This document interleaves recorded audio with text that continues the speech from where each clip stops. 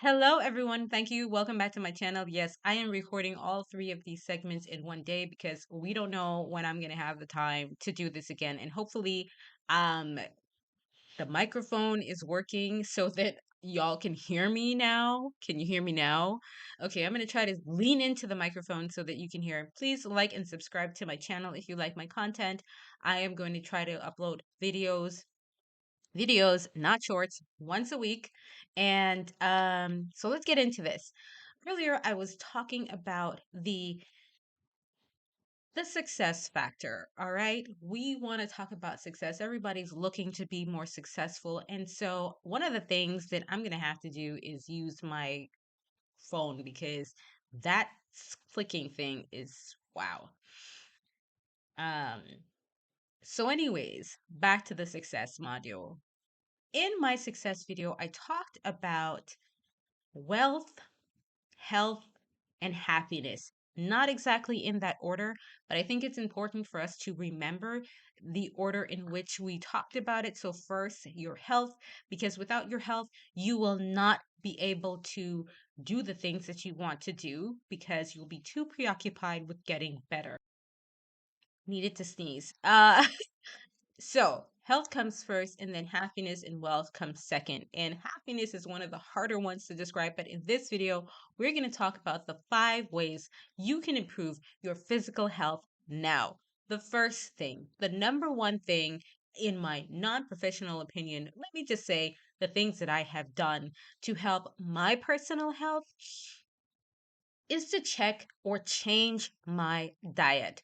I think one of the most important things to understand about health and wellness is that what we consume, what we put into our bodies, especially as women, and people might think about this from different angles and different perspectives, but this is really, in my opinion, a non political issue.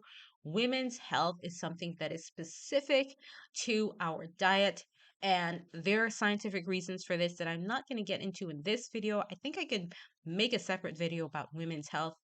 So leave a comment down in the description box if you want me to expand on that further. But our diet is definitely a huge part of our health. And that might seem like a no brainer for many people.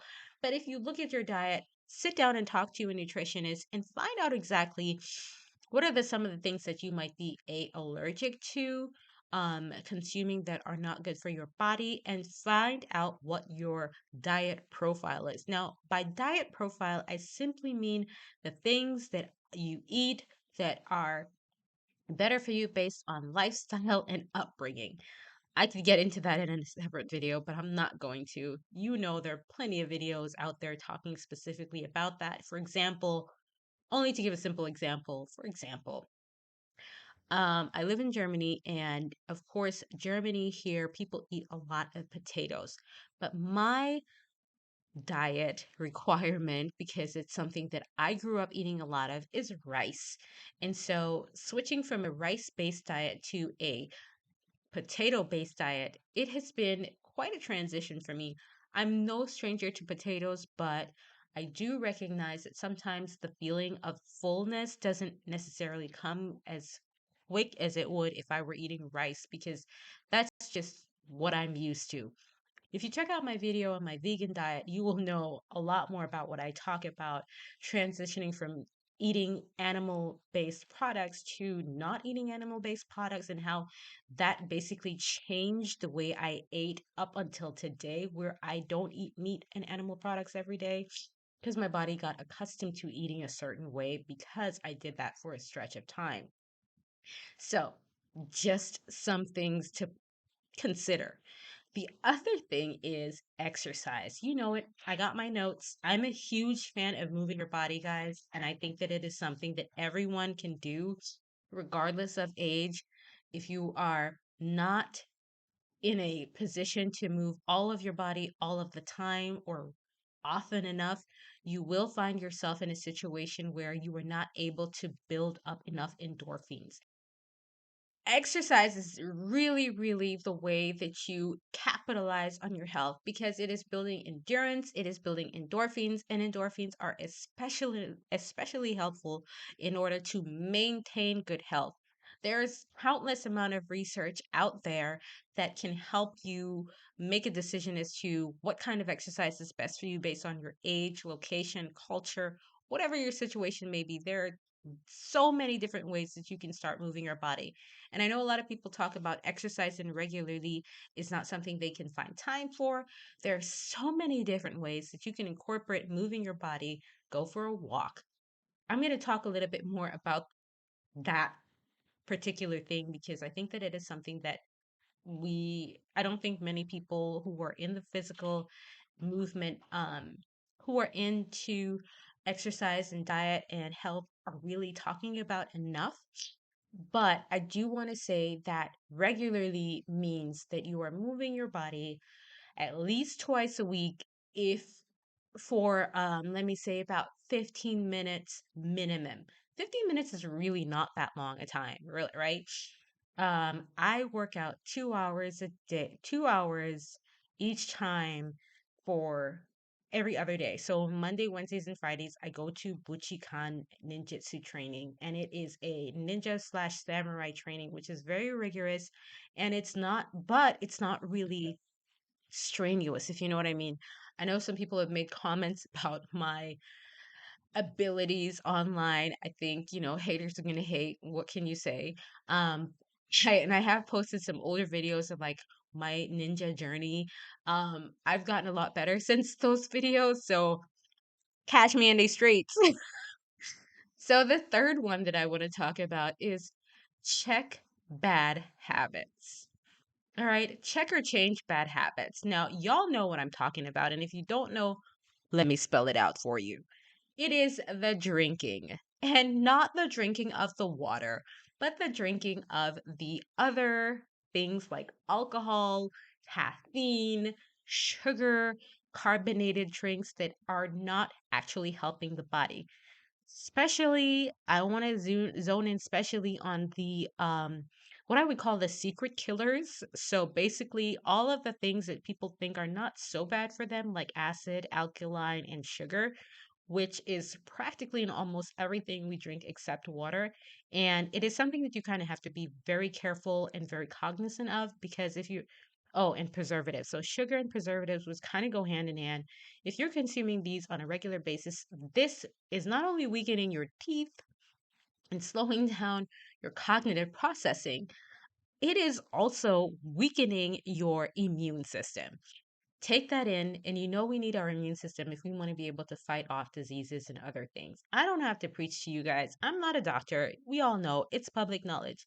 Pay attention to the amount of sugar that you are habitually taking in and the amount of alcohol and caffeine. Those things age the body rapidly and they're practically not good for your overall health and well-being.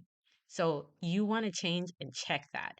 Change and or check that. Of course, you can have your cheat days if you must have them, but those habits pertaining especially also to drug use, I'm not a fan.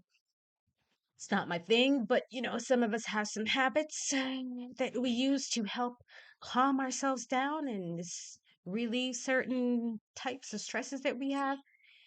Take a stock of these things and check with a healthcare professional about if you think that you're suffering from some kind of addiction that you want to get rid of or feel is hampering or harming your overall health and well-being. So yeah, that's something that healthcare providers should be talking more about. Um, So, also, the two last ones I think are less of a thing that I think people kind of assume everyone knows about, but not really are talking about as much as the other three that I just mentioned. And it is getting enough sunshine, being outside in the sun and in the fresh air and doing exercise outside has actually proven, studies show that that actually proves to be a more effective workout than working out at the gym or indoors. I know we've had a very difficult time globally with being able to get out as much, and we can already see what some of the impact of not being able to go outside as often, if at all, has done to our overall physical health and well being. Got to get that vitamin D, guys. Just saying. So, the last one, and I think one of the most important and interesting studies that I have read to date is sleep. All right, sleep. Interestingly enough, everybody doesn't need the same amount of sleep. And I think for me, I figured out that I'm good with 6 or 7 hours. I rarely need an 8 hour sleep, but I also nap. So I think I'm going to put napping as a part of health and well being because people always ask me how I look so young and fresh, even though I'm 40. Or, uh, I think I would attest that to not just the things that I've listed above, but also to getting enough rest and downtime, i.e., sleep. Sleep for me is a really important thing. If you take it out of the equation of your health, you're going to see the general breakdown of your physical well-being very quickly after, let's say, 24 hours. In fact, sleep has been proven to be so important to human well-being that it is not even allowed, for example, to do a Guinness World Record of how long a person can stay awake before not being able to do it anymore. Lack of sleep can cause a variation of detriment to the body. And so that tells us already that if you get enough sleep and figure out how much sleep you need, you would be well on your way to better health. All right, everyone, thank you so much for joining me. Please remember to like and subscribe. If you have any questions or comments, please leave it down below. Just be respectful about it. And I hope to see you guys in the next one. Bye.